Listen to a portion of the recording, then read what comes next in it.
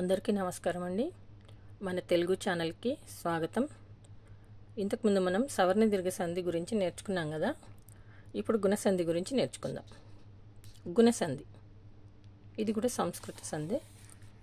అకారానికి ఈ ఊరులు పరమైతే క్రమంగా ఏ ఓ అర్లు ఏకాదేశం అగును.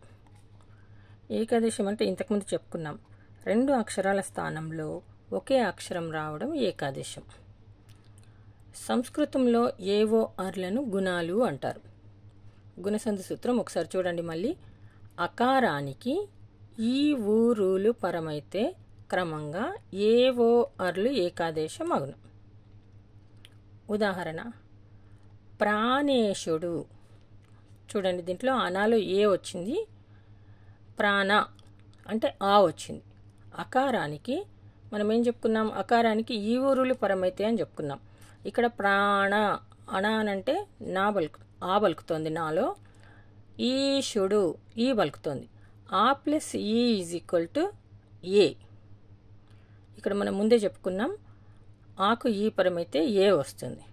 ప్రాణేశుడు, ప్రాణ ప్లస్ ఈశుడు, ఆ ప్లస్ ఈ ఈజ్ ఈక్వల్ టు ఏ.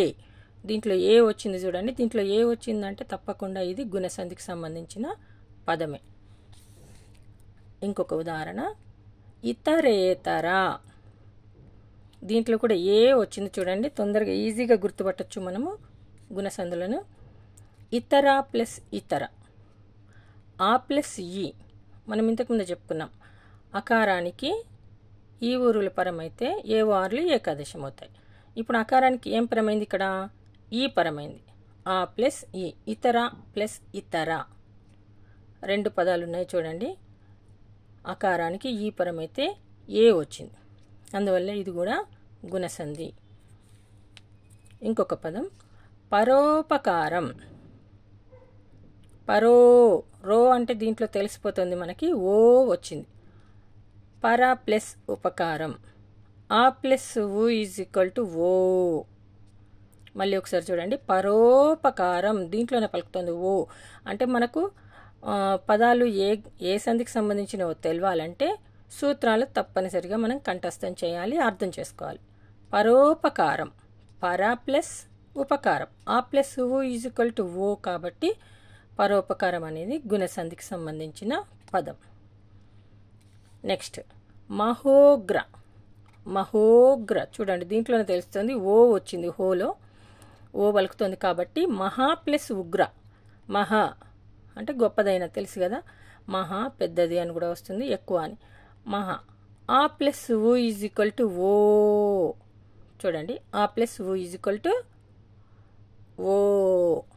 మహోగ్ర ఇది కూడా గుణసంధికి సంబంధించిన పదం. నెక్స్ట్ మహర్షి.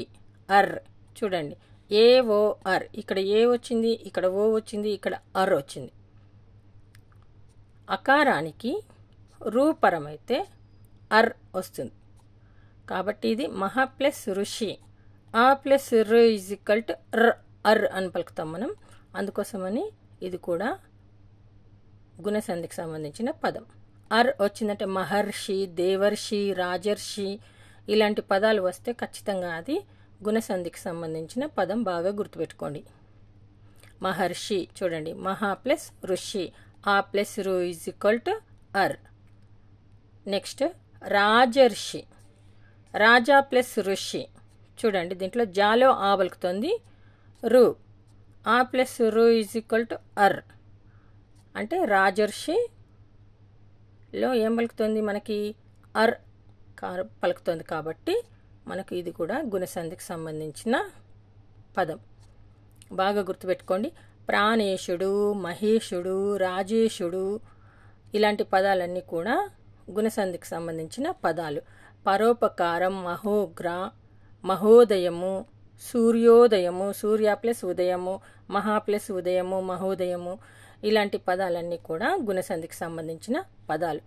మహర్షి, మహా ప్లస్ ఋషి, మహర్షి, రాజర్షి, దేవర్షి, బ్రహ్మర్షి ఇలా వస్తే అందరూ ఎలా రాస్తారు, రాజా ప్లస్ అర్షి అని రాస్తారు. అది తప్పండి. రాజా ప్లస్ ఋషి అంటే రాజులలో ఋషి రాజు లాంటి వాడు అని అర్థం, అంటే పెద్ద, చాలా గొప్పవాడు అని అర్థం, రాజర్షి. అందువల్ల మనం ఏం చేయాలి, అర్షి అని రాయకుండా ఋషి అని రాయాలి. ఇది గుణసంధికి సంబంధించిన పదాలు. ధన్యవాదాలు. మీకు ఈ వీడియో నచ్చితే లైక్ చేయండి, షేర్ చేయండి, సబ్స్క్రైబ్ చేయండి.